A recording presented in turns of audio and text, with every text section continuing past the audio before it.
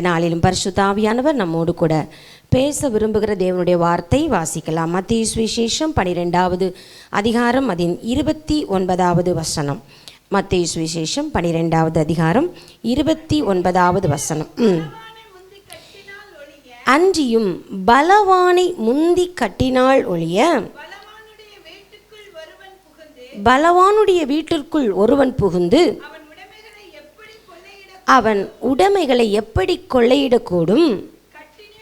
அவனை கட்டினானே ஆகில் அவன் வீட்டை கொள்ளையிடலாம். ஹல்லேலூயா. ஆண்டவராகிய இயேசு கிறிஸ்து தம்முடைய பிள்ளைகளுக்கு அநேக உவமைகளின் மூலமாக சில ஆவிக்குரிய ஆழமான காரியங்களை சொல்லிக் கொடுக்கிற பொழுதுதான் இந்த காரியத்தை ஆண்டவர் அதில் கோடிட்டு சொல்கிறார். ஒரு வீட்டை கொள்ளையிட வேண்டுமானால், இல்லாவிட்டால் ஒரு தேசத்தை சுதந்திரிக்க வேண்டுமானால், ஏதோ ஒரு இடத்தில் இருக்கிற நன்மையை நாம் பெற்றுக்கொள்ள வேண்டுமானால், அது ஒருவேளை நம்முடைய ஆசீர்வாதங்கள் கூட இருக்கலாம். பலவான் கொள்ளையடித்து அவன் வைத்து கொண்டிருக்கலாம். அதை நாம் சுதந்திரிக்க வேண்டுமானால் முதல்ல நம்ம செய்ய வேண்டிய ஒரு காரியம், அதை பாதுகாத்து கொண்டிருக்கிற பலவான முந்தி கட்டணும். அல்லேலூயா. இன்னைக்கு கர்த்தருடைய ஆவியானவர் நமக்கு சொல்லுகிற இந்த வார்த்தையும் அதுதான். நமக்கு விரோதமாக நம்முடைய ஆசீர்வாதங்களை, நம்முடைய நன்மைகளை நாம் அனுபவிக்க முடியாதபடிக்கு, இல்லாவிட்டால் தேவன் நமக்கு கொடுத்த வாக்கு தத்தங்களை, ஆசீர்வாதங்களை நாம் சுதந்திரித்து கொள்ள முடியாத படிக்கு பிசாசானவன் சில நன்மைகளை கட்டி வைத்திருக்கிறான். அதை பாதுகாத்து கொண்டிருக்கிறான். நாம் அதற்குள் புகுந்து விடாதபடிக்கு அவன் நமக்கு எதிராக நிற்கிறான். ஆண்டவர் சொல்லுகிறார், அது எல்லாம் உங்களுக்குரியது தான். அதை நீங்கள் சுதந்திரிக்க வேண்டுமானால் முதலாவது பலவானை முந்தி கட்டணும். அல்லேலூயா. பாருங்க, இதே உவமையை சொல்லும்போது இதை இன்னும் கொஞ்சம் விளக்கமாக லூக்கா சுவிசேஷத்திலே கர்த்தர் சொல்லுகிறதை வாசிக்கிறோம். லூக்கா 11வது அதிகாரம் 21 மற்றும் 22வது வசனங்களை வாசி. ஆயுதம் தரித்த பலவான் தன் அரண்மனையை காக்கிற போது அவன் பொருள் பத்திரப்பட்டிருக்கும். ஆனால் அவனை விட மிக அதிகமான ஒரு பலவான் வந்து அவனை மேற்கொள்வானே. ஆனால் அவன் எல்லாவற்றையும் அவன் பறித்து கொண்டு அவன் ஆசீர்வாதங்களை கொள்ளையிடுவான். அல்லேலூயா. பாருங்க, ஒரு ஆயுதம் தரித்த பலவான் தன் அரண்மனையை பாதுகாத்து கொண்டு இருக்கிறான். நமக்கு அங்கதான் நம்ம ஆசீர்வாதங்கள் இருக்கு. அதெல்லாம் நமக்குரியது. அல்லேலூயா. நமக்கு சொந்தமானது. ஆனால் பிசாசு என்ன பண்ணுறான்? அதை நாம் பெற்றுக்கொள்ள முடியாதபடிக்கு அப்படி உங்கள் கற்பனையில் கொண்டு வாருங்களேன். அவன் வந்து பயங்கர ஒரு பலவான், ஒரு பெரிய ராட்சதனை போல ஆயுதம் எல்லாம் தரித்து கொண்டு அதை பாதுகாத்து கொண்டு இருக்கிறான். இப்போ நமக்கு அதுக்கு உள்ளே போகணுன்னா நமக்கு என்ன வேணும்? நாம் அவனை விட பலவானாய் மாறணும். பலவானை முந்தி கட்டுங்கள் என்கிறது எத்தனை உண்மையோ அத்தனை உண்மை அந்த பலவானை விட அதிக பலவானாய் நாம் மாறும்போது தான் அவனை நாம் கட்ட முடியும். அல்லேலூயா. அப்போ நாம் இந்த உலகத்திலே பிசாசை விட, சத்துருவை விட எல்லாவற்றிலும் பலமுள்ளவர்களாய் இருக்க வேண்டும் என்பதுதான் தேவனுடைய சித்தம். அல்லேலூயா. அதற்காகத்தான் நமக்கு அநேக காரியங்களை ஆண்டவர் சொல்லி கொடுத்திருக்கிறார். நாம் அப்படி இருக்கிறோம் என்பதை நாம் அறிந்து கொள்ள வேண்டும் என்பதுதான் நம் மீது தேவன் வைத்திருக்கிற ஒரு நோக்கமாக இருக்கிறது. நாம் இந்த உலகத்திலே பலமுள்ளவர்களாக இருக்க வேண்டும். எதற்காக? நம்முடைய ஆசீர்வாதங்களை முதலாவது பாதுகாக்க நாம் பலமுள்ளவர்களாக இருக்க வேண்டும். இன்னொன்று, கொள்ளையடிக்கப்பட்ட நம்முடைய ஆசீர்வாதங்களை நாம் சுதந்திரித்து கொள்ள, அந்த பலவானை முந்தி கட்ட நாம் பலமுள்ளவர்களாக இருக்க வேண்டும். அல்லேலூயா. அப்போ இன்றைக்கி ஆண்டவர் நமக்கு அதை தான் சொல்லி கொடுக்க போகிறார். ஆனால் நாம் அநேக நேரங்களிலே நம்மை குறித்து நாம் எண்ணுவது, நான் பலவீனன், நான் பலவீனன். எல்லா சூழ்நிலையிலும் நம்முடைய சரீர பலவீனத்தை குறித்து நாம் வருத்தப்படுகிற பொழுது நாம் பலவீனன். நம்முடைய ஆவி ஆத்துமா சில நேரம் சோர்ந்து போகிற பொழுது நாம் நமக்குள் நினைக்கிறோம் நாம் பலவீனன். ஆனால் தேவனோ நாம் எல்லாவற்றிலும் பலமுள்ளவர்களாய் இருக்க வேண்டும் என்று எதிர்பார்க்கிறார். அல்லேலூயா. நாம் மட்டும் இல்லை, வேதத்தில் கூட பெரிய பெரிய காரியங்களை செய்த சில பரிசுத்தவான்கள் கூட தேவன் சில திட்டங்களை அவர்களுக்கு கொடுக்கும்போது அவங்களும் தங்களை குறித்து பார்த்து நாங்கள் பலவீனன்தான் என்று சொல்லி இருக்கிறார்கள். அல்லேலூயா. உண்மையில் மாம்சத்தின்படி நாம் பலவீனமானவர்கள் தான். ஆனால் ஆண்டவரோ அவர்களை எல்லாம் ஊக்கப்படுத்தும் போது, நீ அப்படி சொல்லாத, நீ பலவான் என்று அவர்களை உற்சாகப்படுத்துகிறார். ஹல்லேலூயா. ஒரு மோசேயை அழைக்கும் போது, மோசே நீதான் இந்த லட்சக்கணக்கான ஜனங்களை வெளியே கொண்டு வர வேண்டும். அவர் சொல்லுகிறார், இல்லை ஆண்டவரே, அதற்கு நான் தகுதி அல்ல, அவ்வளவு பலம் எனக்கு இல்லை, அவ்வளவு ஞானம் எனக்கு இல்லை, அவ்வளவு பேச்சு சாமர்த்தியம் எனக்கு இல்லை, நான் பலவீனன். ஆனால் ஆண்டவர் சொல்கிறார், நீ அப்படி சொல்லாத, நான் உன்னை பலவானாய் மாற்றி இருக்கிறேன். அல்லேலூயா. ஒரு எரேமியாவை தீர்க்கதரிசியாக கர்த்தர் அழைக்கும் போது எரேமியா அப்படித்தான் சொல்லுகிறார், இல்லை என்னால் முடியாது, நான் சிறு பிள்ளை, நான் சொன்னால் கேட்க மாட்டார்கள், நான் பலவீனன். கர்த்தர் சொன்னார், அப்படி நீ சொல்லாத, நான் என் வார்த்தைகளை உனக்கு கொடுக்கிறேன், நீ பலவான். அல்லேலூயா. ஒரு கிதியோனை தேவன் அழைக்கும் போது அவரும் உடனே ஒத்துக்கொள்ளவில்லை. அவர் சொல்லுகிறார், எனக்கு முடியாதப்பா, நான் ரொம்ப பலவீனமானவன், எங்கள் குடும்பம் ரொம்ப ஏழ்மையானது. கர்த்தர் சொல்கிறார், இல்லை, நீ பராக்கிரமசாலி. அல்லேலூயா. அப்போ இன்றைக்கும் நம்முடைய வாழ்க்கையில் கூட நாம் சில காரியங்களை சாதிக்க முடியுமா, இல்லாவிட்டால் இதையெல்லாம் செய்து விட முடியுமா என்கிற ஒரு எண்ணம் வரும் பொழுது நம்மை அறியாமலே நம்முடைய மாம்சம் நம்மை பார்த்து சொல்லும், உன்னால் முடியாது, நீ பலவீனன். ஆனால் நமக்குள்ளுக்கிற ஆவியானவர் நம்மை பார்த்து சொல்கிறார், இல்லை, நீ பலவான். அல்லேலூயா, அல்லேலூயா. இன்னைக்கு ஆண்டவர் சொல்கிறார், நம்மை பலவான்களாய் கர்த்தர் மாற்றி இருக்கிறார். ஆமென். நம்ம பலவானாக இருந்து தான் ஆக வேண்டும். அல்லேலூயா. இப்போ ஏன் நம்ம பலமுள்ளவர்களாக இந்த உலகத்தில் இருக்கணும்? எப்படி நம்ம பலமுள்ளவர்களாய் நம்ம மாறுவோம்? பாருங்கள், சில காரியங்களை நம்ம வேதத்திலிருந்து நம்ம தியானிக்கலாம். 1 யோவான் 2வது அதிகாரம் அதன் 14வது வசனத்தை வாசிக்கலாமா? 1 யோவான் 2:14.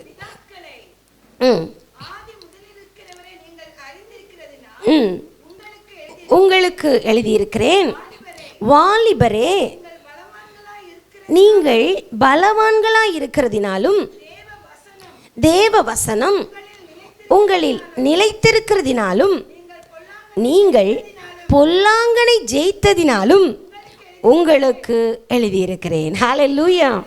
பாருங்க, பவுல் எழுதுகிறார் சபைக்கு எழுதும்போது, வாலிபர்களே, நான் உங்களுக்கு எதுக்கு தெரியுமா எழுதியிருக்கிறேன்? நீங்கள் பலவான்களாக இருக்கிறதினாலும் தேவ வசனம் உங்களில் நிலைத்திருக்கிறதினாலும் நீங்கள் பொல்லாங்கனை ஜெயித்திருக்கிறதினாலும் உங்களுக்கு எழுதுகிறேன். அல்லேலூயா. இந்த வசனத்தை நம்ம கரெக்டாக அதை ஆர்டர் படி நம்ம பார்த்தோன்னு சொன்னால் அது சரியான ஒரு வரிசை என்ன தெரியுமா? தேவ வசனம் உங்களில் நிலைத்திருக்கிறதுனால நீங்கள் பலவான்களாய் மாறி இருக்கிறீங்க. நீங்கள் பலவான்களாய் மாறி இருக்கிறதுனால நீங்கள் பொல்லாங்கனை ஜெயித்திருக்கிறீர்கள். அல்லேலூயா. அப்போது நமக்கு விரோதமாய் எழும்பி வருகிற பொல்லாங்கனை ஜெயிப்பதற்கு தான் இந்த உலகத்தில் ஆண்டவர் நம்மை பலமுள்ளவர்களாய் மாற்றுகிறார். இந்த பொல்லாங்கனை நம்ம எப்போ ஜெயிக்க முடியும்? நாம் பலசாலிகளாய், அவனை விட பலமுள்ளவர்களாய் இருக்கும்போது தான். எப்பொழுது நாம் அவனை விட பலமுள்ளவர்களாய் மாறுகிறோம்? தேவ வசனம் நமக்குள் நிலைத்திருக்கிற பொழுது. அல்லேலூயா. அப்போ நம்மை பலப்படுத்துகிறது இந்த ஜீவனுள்ள தேவனுடைய வார்த்தைகள் தான்.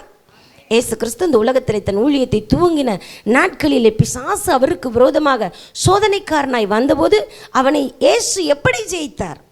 அவர் நமக்கு சொல்லி கொடுத்தது எல்லாமே மாதிரி தான். அதனால தான் ஆண்டவர் சொன்னார், அவர் வாழ்க்கையில் அதெல்லாம் ஏன் சந்திக்கிறாருன்னா, இதெல்லாம் உங்கள் சூழ்நிலையில் வந்தாலும் நீங்கள் எப்படி இந்த உலகத்தை ஜெயிக்கணும்னா சொன்னார், நான் உலகத்தை ஜெயித்தேன், நீங்களும் ஜெயிப்பீங்க.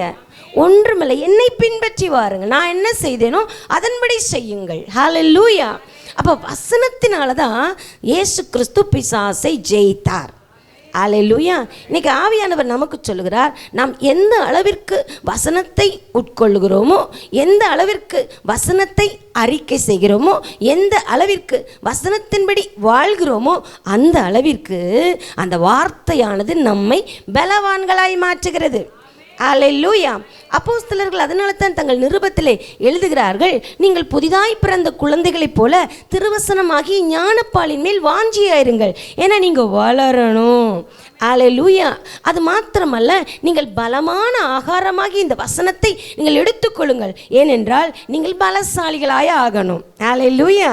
அப்போ நம்முடைய ஆத்துமா வளர வளர நாம் ஆவிக்குரிய வாழ்க்கையில் வளருகிறோம். நம்முடைய ஆத்துமா பலமுள்ளதாய் மாற மாற நாமும் ஆவிக்குரிய வாழ்க்கையிலே பலமுள்ளதாய் மாறுகிறோம்.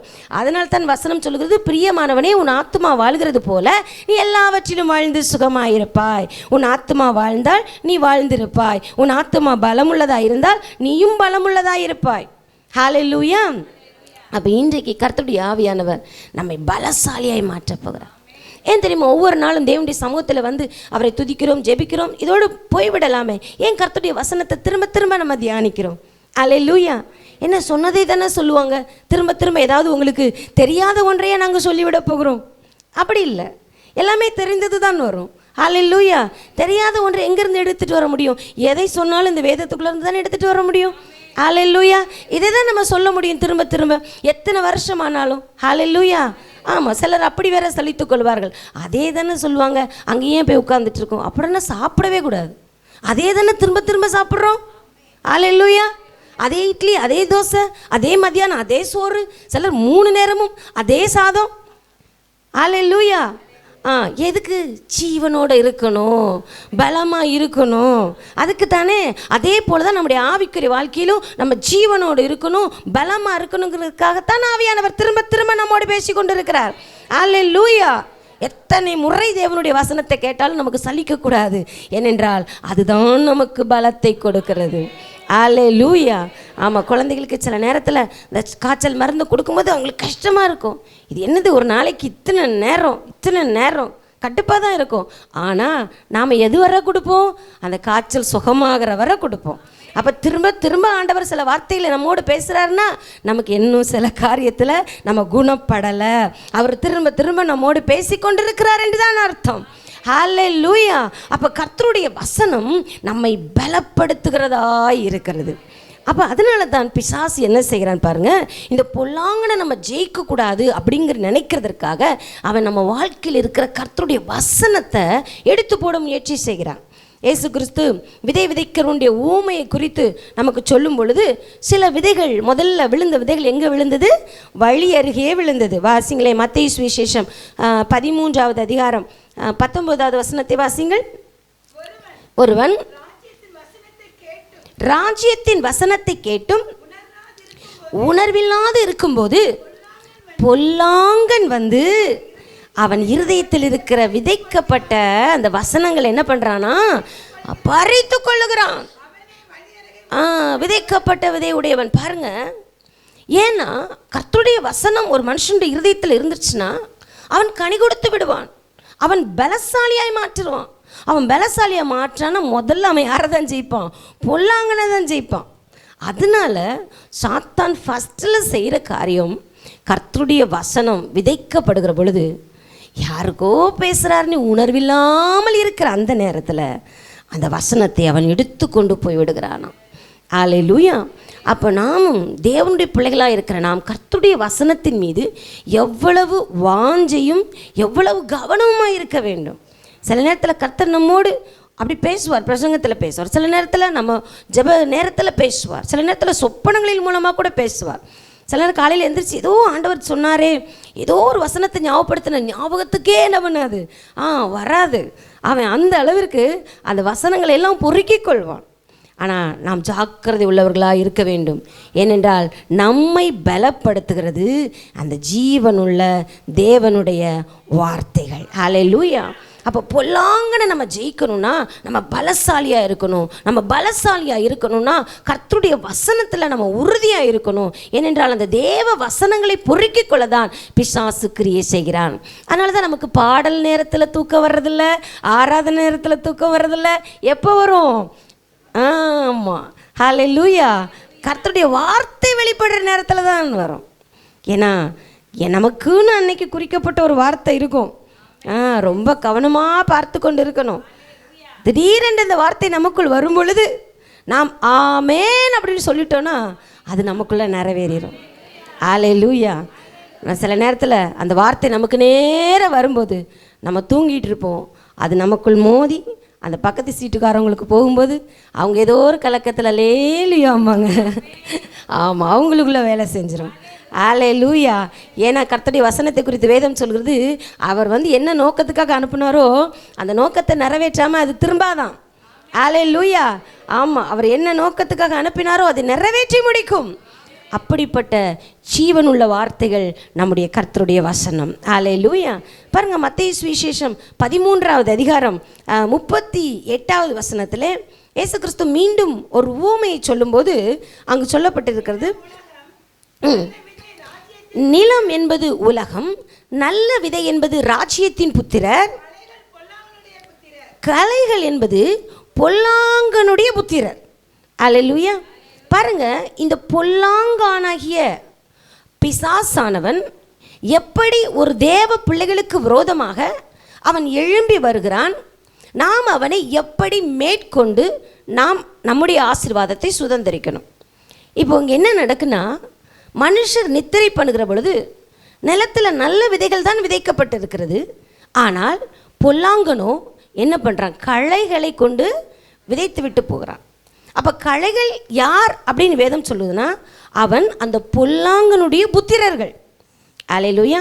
இந்த உலகத்தில் சில நேரத்தில் பார்த்தீங்கன்னா, இதுக்கு எக்ஸாம்பிள் நம்ம சொல்லணும்னா காயினை சொல்லலாம். ஏன்னால் 1 யோவான் 3வது அதிகாரம் 12வது வசனம் சொல்லுகிறது, பொல்லாங்கானால் உண்டாயிருந்த தன் சகோதரனை கொலை செய்த காயின். காயினுக்கு இன்ட்ரடக்ஷன் எப்படி கொடுக்கப்பட்டிருக்கிறது? பொல்லாங்கானால் உண்டானவன், அவன் தன் சகோதரனை கொலை செய்தவன். அப்போ எந்த ஒரு மனுஷனும் இன்னொருத்தனுக்கு கஷ்டத்தை கொடுக்கும்போது, இல்லாவிட்டால் அவனை கொலை செய்யும் போது, அவனை துன்பப்படுத்தும் போது தான் தெரிந்து செய்கிறதல்ல, அவனுக்குள் கிரியை செய்கிற பிசாசின் ஆவி. யார் அந்த சத்துருவுக்கு தன்னை விட்டு கொடுத்து விடுகிறார்களோ அவர்களை சத்துரு பயன்படுத்தி ஒரு தேவ பிள்ளைக்கு விரோதமாக அவன் எழுப்பி விடுகிறான். அல்லேலூயா.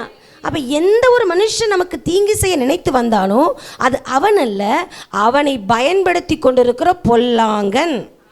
அல்லேலூயா. அப்போ காயினை பயன்படுத்தி ஆபேலை கொன்றான். வேதத்தில் நமக்கு நிறைய எக்ஸாம்பிள்ஸ் இருக்கிறது. பாருங்கள், யோசேப்புக்கு விரோதமாய் சகோதரர்களை பயன்படுத்தினான், மொர்தெகாய்க்கு விரோதமாய் ஆமானை பயன்படுத்தினான், ஒரு தாவீதுக்கு விரோதமாய் சவுலை பயன்படுத்தினான். இவங்க எல்லாமே தன் தன் வேலையை செஞ்சாங்கன்னு தெரிய முடியாது. வாசித்து பார்த்தீங்கன்னா எல்லாமே அந்த ஒரு அசுத்த ஆவிகளின் பிடியில் சிக்கின உடனே தாங்கள் என்ன செய்கிறோம் என்று தெரியாமல் தேவ பிள்ளைகளுக்கு விரோதமாக தீங்கு செய்ய நினைத்தார்கள். இன்றைக்கும் நமக்கு விரோதமாக பொல்லாங்கன் இப்படிப்பட்ட நபர்களை நமக்கு விரோதமாக தூண்டி விடலாம், நம்மை அழிக்க. ஏனென்றால் பிசாசின் சுபாவமே அப்படித்தான், அழிக்கவும் கொல்லவுமே தான் வருகிறான். அல்லேலூயா. அவனுடைய எண்ணமே அதுதான். சில நேரத்தில் சில விபத்துக்களை உண்டாக்குகிறான். பாருங்கள், விபத்தை ஏற்படுத்துகிறவர்கள் வேண்டுமென்றா கொலை செய்கிறார்கள்? இல்லை, அவர்களை பயன்படுத்துகிற ஒரு அசுத்த ஆவி. ஏதோ ஒரு விதத்தில் ஒரு தேவ பிள்ளையை அழிக்க நினைக்கிற பொல்லாங்கன். அப்போ அவனை நம்ம ஜெயித்தாதான் நம்ம ஆசீர்வாதங்களை சுதந்திரித்து கொள்ள முடியும். அல்லேலூயா. இரண்டாவது, சத்துரு பொல்லாங்கன் எப்படிப்பட்ட காரியங்களை செய்கிறான்னா, எபேசியர் 6வது அதிகாரம் 16வது வசனத்திலே பாருங்கள், நம்ம எப்படிப்பட்ட ஆயுதம் அணிந்தவர்களாய் இந்த உலகத்தில் ஆவிக்குரிய பேட்டில், ஆவிக்குரிய யுத்தத்தில் நிற்கணும் அப்படின்னு ஆண்டவர் சொல்லும்போது சொல்லுகிறார், பொல்லாங்கன் எய்யும் அக்கினி ஆஸ்திரங்களை எல்லாம் அவித்து போடத்தக்கதாக எல்லாவற்றிற்கும் மேலாக விசுவாசம் எனும் கேடகத்தை பிடித்து கொண்டு நில்லுங்கள். ஹல்லேலூயா. ஏன்னா அந்த பொல்லாங்கன் உங்களுக்கு விரோதமா எதை எய்து கொண்டிருக்கிறான்? அக்கினி ஆஸ்திரங்களை, தீயை இறைக்கிற கூர்மையான ஆயுதம். அதை நமக்கு விரோதமாக எய்து கொண்டு இருக்கிற பொழுது பாருங்க, அதை எதிர்த்து நிற்கணும்னா நாம் பலசாலியாக இருக்கணும். அல்லேலூயா. நாம் விசுவாசம் என்னும் கேடகத்தை பிடித்து கொண்டவர்களாய் அவனுக்கு முன்பதாக தைரியமாக நிற்கணும். இது எதுக்கு அடையாளம்? அக்கினி ஆஸ்திரங்கள். பிசாசு என்ன அக்கினி ஆஸ்திரங்கள் தெரியுமா? அவனுடைய அக்கினி ஆஸ்திரங்கள் எல்லாமே நம்முடைய இருதயத்தில் குத்துகிறதா இருக்கும். அவன் டைரெக்டாக என்னைக்காவது நம்மக்கிட்ட சவால் விட்டுருக்கானா? டைரெக்டாக நம்மளை உங்களை அழிச்சிருவேன்னு நம்மகிட்ட சொல்லுவானா? முடியாது. ஏதோ ஒரு மனுஷர்களை பிடித்து கொள்வான். அவர்கள் மூலமாக தேவையற்ற வார்த்தைகளை நமக்கு விரோதமாக அனுப்புவான். கூர்மையான வார்த்தைகள் நம்முடைய இருதயத்தை பிளக்கும். பாருங்க, சங்கீதக்காரனாகி தாவீது இதில் நிறைய எக்ஸ்பீரியன்ஸ் பண்ணியிருக்கிறதுனால அவர் தன்னுடைய சங்கீதங்களில் பல இடத்துல அப்படி சொல்கிறார். சங்கீதம் 57:4 சொல்றாரு, தீயை இறைக்கிற மனுபுத்திரருக்குள்ள நான் கிடக்கிறேன். அவர்கள் பற்கள், ஈட்டிகள், அம்புகள், பாருங்க அவருடைய நாவுகள் எல்லாம் கருக்கான பட்டயம். ஹல்லேலூயா. அவங்க நாவுகளினால் பேசுகிற வார்த்தைகள் தீயை இறைக்கிற பட்டயமாய் என் இருதயத்துக்குள்ள வந்து குத்துகிறது சொல்லுகிறார். சங்கீதம் 64:4 சொல்லுகிறார், மறைவுகளில் உத்தமன் மேல் எய்யும் பொருட்டு கசப்பான வார்த்தைகளாகிய தங்கள் அம்புகளை நாணேற்றுகிறார்கள். கசப்பான வார்த்தைகள் இருதயத்துக்குள்ளே தைக்கிறதா இருக்கிறது. நீதிமொழிகள் 25:18 வாசிக்கிறோம், பிறருக்கு விரோதமாய் பொய் சாட்சி சொல்லுகிற ஒரு மனுஷனுடைய வார்த்தை என்பது தண்டாயுதத்துக்கும் கூர்மையான அம்புக்கும் சமமாயிருக்கிறது. பொய் சாட்சி, கசப்பான வார்த்தை, மனதை வேதனைப்படுத்துகிற வார்த்தை. ஹல்லேலூயா. எரேமியாவில் ஒரு இடத்துல வாசிக்கிறோம், கபடான வார்த்தை, முன் ஒன்று பின் ஒன்று பேசுவது. இது எல்லாம் மனுஷங்க நமக்கு விரோதமாக பேசுகிறாங்கன்னு நம்ம நினைக்கிறோம். பொல்லாங்கன் அவர்கள் மூலமாக நம்முடைய இருதயத்துக்கு நேராக எய்கிற அம்புகள். ஏன் தெரியுமா? நம்ம ஆவிக்குரிய வாழ்க்கையில் சோர்ந்து போகணும், நம்ம ஜெபத்தில் சோர்ந்து போகணும், நம்ம விசுவாச வாழ்க்கையில் சோர்ந்து போகணும், நம்ம பலவீனமாய் மாறணும் என்பதுதான் அவனுடைய திட்டம். ஆனால் ஆண்டவர் சொல்கிறார், அதுக்கெல்லாம் பயப்படாம விசுவாசம், ஹல்லேலூயா, விசுவாசம் என்னும் கேடகத்தை பிடித்து கொண்டவர்களாய் நீங்கள் தைரியமாய் நில்லுங்கள், ஏனென்றால் நீங்கள் பலசாலிகள் என்று கர்த்தர் சொல்லுகிறார். ஹல்லேலூயா. அப்போ இன்றைக்கி நம்ம தேவனுடைய சமூகத்தில் நம்ம நினைக்கிறோம், ஆண்டவர் நம்மளை பலசாலி தான் வச்சிருக்கிறார். முதல்ல நமக்கு அந்த அறிவு நமக்குள் வர வேண்டும். ஆவியானவர் சொல்லுகிறார், ஏனென்றால் தேவன் உலகத்தை நமக்காக ஜெயித்திருக்கிறார், பிசாசை நம்ம ஜெயித்திருக்கிறார். இப்போ நம்ம புதிதாய் போய் அவனுடைய சண்டை போடணும்லாம் அவசியம் இல்லை. ஆனால் அவனுடைய கிரியைகள் என்ன என்பதை ஞானமாய் கண்டு நாம் நம்முடைய ஆவிக்குரிய வாழ்க்கையிலே சோர்ந்து போகாமல் விசுவாசத்தில் உறுதியாக தேவனுடைய வசனத்தை பிடித்து கொண்டு நாம் நிற்போமானால், ஹல்லேலூயா, நமக்கு விரோதமாய் எழும்புகிற சத்துருக்களின் கிரியைகளை நாம் அழிப்போம். ஹல்லேலூயா. ஆண்டவருடைய வார்த்தை சொல்வது, நீங்கள் பலவான்கள், நீங்கள் பொல்லாங்கனை ஜெயிப்பீர்கள். ஏன் தெரியுமா? தேவ வசனம் உங்களுக்குள் நிலைத்திருக்கிறது. ஹல்லேலூயா. சில தீய மனுஷர்கள் நம்மை அழிக்க நினைக்கலாம், அது பொல்லாங்கனின் வேலை. சில தீய மனுஷர்கள் நமக்கு விரோதமான வார்த்தைகளை பேசலாம், அது பொல்லாங்கனின் அம்பு. ஹல்லேலூயா. ஆமாம், சில தீய மனுஷர்கள் நமக்கு விரோதமான சில கிரியைகளை நமக்கு விரோதமாய் செய்யலாம், எல்லாம் உண்டு பொல்லாங்கனுடைய கிரியைகள். நம்ம என்னடா இப்படி நடக்கு என்று சோர்ந்து போகாதபடிக்கு இன்றைக்கு கர்த்தருடைய ஆவியானவர் நமக்கு கொடுக்கிற அந்த பலத்தோடு கர்த்தருடைய வசனத்தை நாம் பிடித்து கொண்டவர்களாய், தேவனுடைய வாக்குத்தத்தங்களை நாம் சுதந்திரித்து கொண்டவர்களாய், கர்த்தர் மீது வைத்திருக்கிற விசுவாசத்திலே நாம் உறுதி உள்ளவர்களாய் நம்ம இன்னைக்கு நிற்கும் பொழுது நமக்கு விரோதமாய் எழும்பி வருகிற பலவான் விழுவான். ஹல்லேலூயா. ஒரு தாவீது கோலியாத்தை கம்பேர் பண்ணும் பொழுது அவன் ரொம்ப சின்ன ஆள் தான். கோலியாத்து பெரிய பராக்கிரமசாலி தான், பெரிய பலவான் தான், ஆயுதம் தரித்தவன் தான்.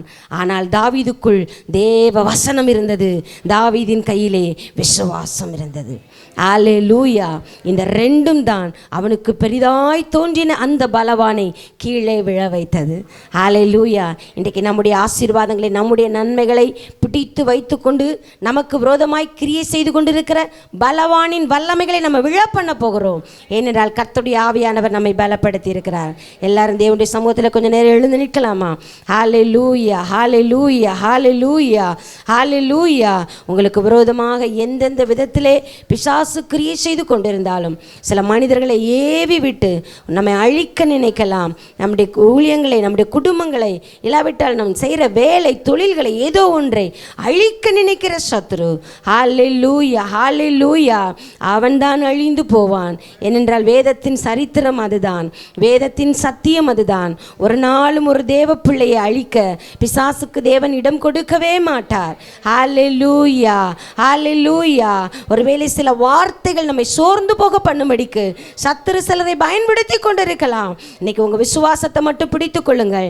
என்னை அழைத்தவர் உண்மை உள்ளவர், எனக்கு வாக்கு கொடுத்தவர் உண்மை உள்ளவர், எனக்கு செய்வேன் என்று சொன்னவர் உண்மை உள்ளவர், எனக்கு நிச்சயம் தருவார், என்னை வெற்றியின் பாதையிலே நடத்தி செல்வார், அவர் எனக்கு சொன்னதை செய்யும் வரைக்கும் என்னை யாரிடத்திலும் விட்டு கொடுக்கவும் மாட்டார், என்னை விட்டு விலகவும் மாட்டார் என்கிற ஓ மகிமையான ஒரு விசுவாசத்தை உங்களுடைய கரத்திலே நீங்கள் பிடித்துக் கொள்ளுங்கள்.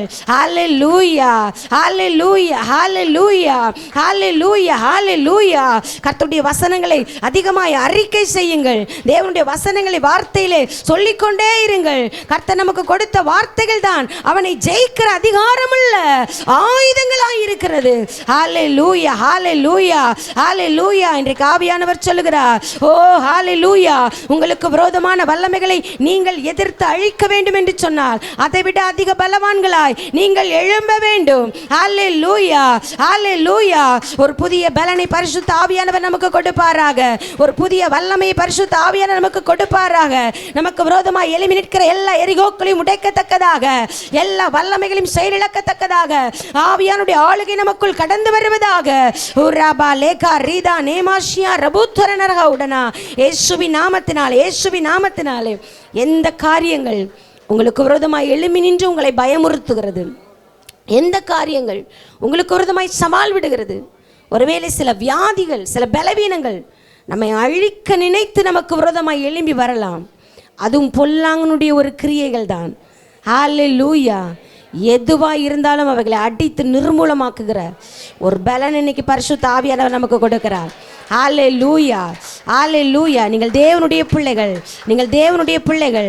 கிறிஸ்துவின் ரத்தம் உங்கள் மீது தெளிக்கப்பட்டிருக்கிறது. பரிசுத்த ஆவியானுடைய ஆளுகை உங்கள் மீது இருக்கிறது. கர்த்தருடைய வசனத்தினால் நீங்கள் நிரப்பப்பட்டிருக்கிறீர்கள். விசுவாசம் என்னும் கேடகம் உங்களை சுற்றி இருக்கிறது. ஹல்லேலூயா. எந்த சத்துருவின் எதிர் வல்லமைகளும் உங்கள் எல்லைகளுக்குள் நுழைய முடியாது. இன்னைக்கு நமக்குள் ஒரு அறிவு வேண்டும். நான் கிறிஸ்துவுக்குள் பலவான், நான் கிறிஸ்துவுக்குள் பலவான், நான் கிறிஸ்துவுக்குள் பலவான். என்னை கொண்டு கர்த்தர் மகிமையான காரியங்களை செய்ய போகிறார். என்னை கொண்டு கர்த்தர் பெரிய காரியங்களை செய்ய போகிறார். இந்த உலகத்தின் அதிபதி என்னை ஜெயிக்க முடியாது. பொல்லாங்கன் என்னை தோற்கடிக்க முடியாது. உலகத்தில் இருப்பவனை பார்க்கிலும் எனக்குள் இருக்கிறவர் பெரியவர். கரங்களை தட்டி ஆண்டவரை மகிமைப்படுத்துங்கள்.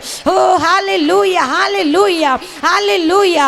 வியாதியை குறித்து, பலவீனத்தை குறித்து நீங்கள் பயப்பட வேண்டாம். இயேசுவின் நாமத்தினாலே அது விழுந்து போகிறது, அது விழுந்து போகிறது, அது விழுந்து போகிறது. ஹல்லேலூயா, ஹல்லேலூயா. கர்த்தருடைய கரம் மகிமையாய் நம்முடைய மத்தியிலே வெளிப்பட்டு கொண்டு இருக்கிறது. இயேசுவின் நாமத்தினாலே, இயேசுவின் நாமத்தினாலே எல்லா பலவானின் வல்லமைகளும் விழுந்து போவதாக. நமக்கு விரோதமாய் நம்முடைய நன்மைகளை நாம் சுதந்திரித்து கொண்டு முடியாதபடிக்கு சில நபர்களுக்குள்ளே கிரியை செய்து கொண்டு நமக்கு விரோதமாய் போராடி கொண்டிருக்கிற பலவானின் வல்லமைகள் இயேசுவின் நாமத்தில் விழுந்து போவதாக.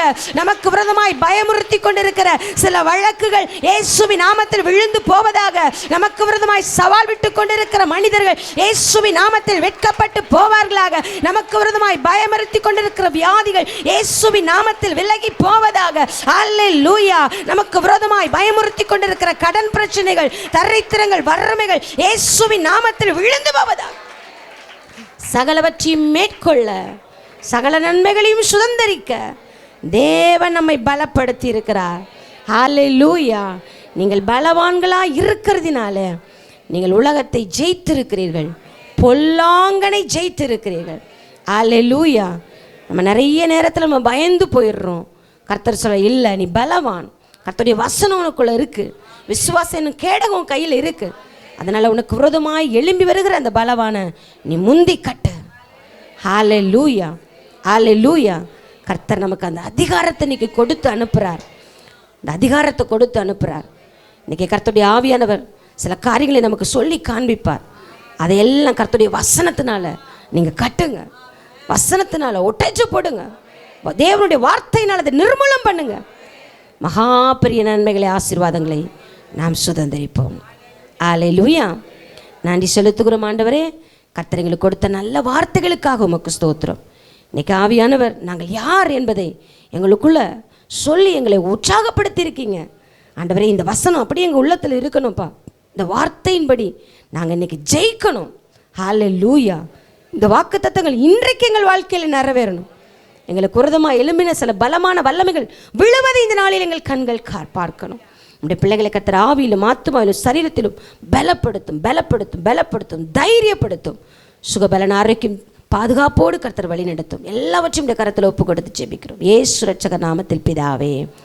என் ஆத்துமாவே கர்த்தரை ஸ்தோத்திரி, என் முழு உலமையோட பரிசுத்த நாமத்தை ஸ்தோத்திரி. என் ஆத்துமாவே கர்த்தரை ஸ்தோத்திரி, அவர் செய்த சகல உபகாரங்களையும் மறவாதே. ஆமென். ஹல்லேலூயா. கர்த்தர் உங்களை ஆசீர்வதிப்பார்.